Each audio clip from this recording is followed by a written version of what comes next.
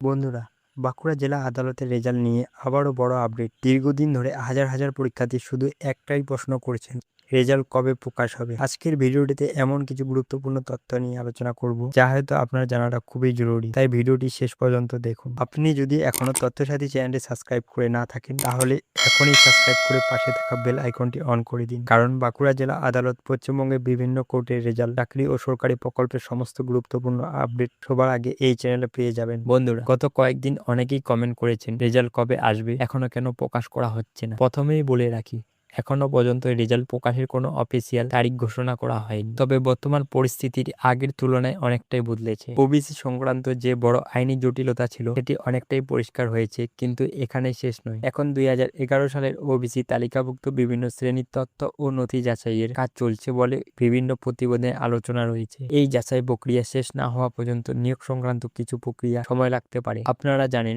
OBC তালিকা থেকে কিছু শ্রেণী বাদ পড়েছে এবং যেগুলো বহাল রয়েছে সেগুলো ক্ষেত্রেও যাচাই চলছে। তাই প্রশাসন চাইছে ভবিষ্যতে কোনো আইনি জটিলতা যেন না হয়। এই কারণেই বাঁকুড়া জেলা আদালতের রেজাল্ট প্রকাশে কিছুটা সময় লাগছে বলে মনে করা হচ্ছে। তবে ইতিবাচক খবর হলো, বড় আইনি জটিলতাগুলো ধীরে ধীরে কমছে, তাই রেজাল্ট প্রকাশের সম্ভাবনাও অনেক আগের তুলনায় বেড়েছে। কিন্তু বন্ধুরা, সোশ্যাল মিডিয়ায় যে কোনো তারিখ দেখলেই সেটিকে সত্যি বলে ধরে নেবেন না। অফিসিয়াল নোটিশ হবে চূড়ান্ত তথ্য। নতুন কোনো বিজ্ঞপ্তি প্রকাশ হলেই তথ্যসাথী চ্যানেলে সবার আগে বিস্তারিত আপডেট নিয়ে হাজির হব। আপনার কি মনে হয়, আর কতদিনের মধ্যে বাঁকুড়া জেলা আদালতের রেজাল্ট প্রকাশ হতে পারে? আপনার মতামত কমেন্টে লিখে জানান।